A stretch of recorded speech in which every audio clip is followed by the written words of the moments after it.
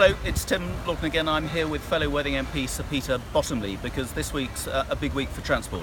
We've had some really welcome news today that the unions ASLEF and RMT have agreed to suspend their strike action, which was coming up over the next few weeks. That is good news. It would be even better news if we actually resolve this long-running and unnecessary dispute on local railways. Peter and I have just had a talk with Chris Grayling, the Transport Secretary.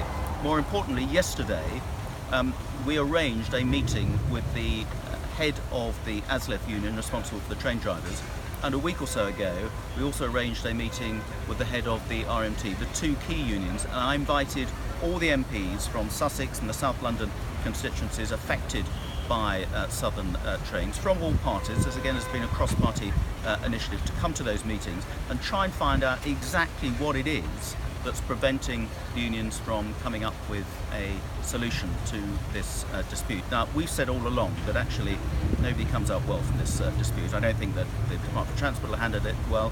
GTR management certainly haven't handled it well, and the unions have not acquitted themselves well in this as well.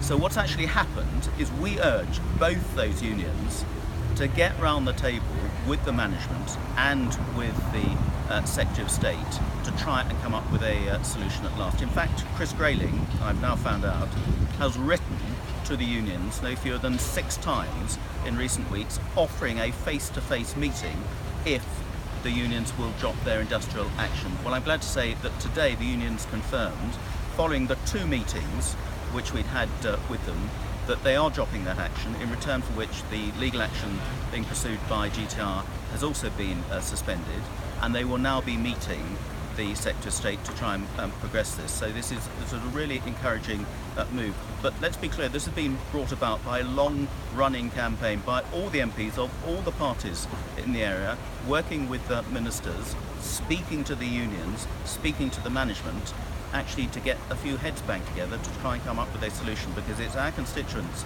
you the commuters, who have been suffering for far too long unnecessarily. So this is an encouraging sign, but there's still a lot of work more to do, and I think, Peter, you're hoping that at long last conversation might actually come up with some common sense ideas. It's quite clear from our discussions with the 2 General Secretaries, with their members who we often meet on the trains and on the stations, and also our meetings with the operators, and many MPs were with the Govia and Southern leader management yesterday, that if the employees and the employers can settle this thing together, the unions and the government will be very pleased. It's been going on too long.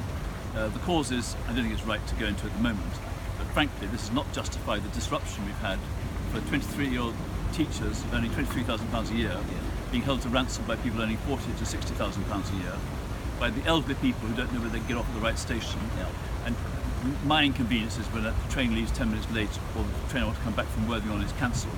That's relatively minor. It's the people's lives who are really wrecked by this. They're the ones who've suffered. They shouldn't. So I'd say to the train staff, I'd say to the people who are driving the trains, others who are working on the railways, work together, get this resolved on a fair basis. We'll all feel much better off, and we can actually be friendly to each other. I feel sorry for those who've suffered abuse. I feel sorry for those who've had their lives disrupted, and I pay tribute to Tim for getting the union leaders together with MPs across the board. And we had a really good discussion with the union leaders, to be fair, and there are some residual safety concerns which need to be addressed, but they're not deal breakers. I mean, this is stuff that can be actually resolved by grown men and women around a table, because it's gone on for far too long. Now, all sorts of people are trying to claim responsibility for this breakthrough.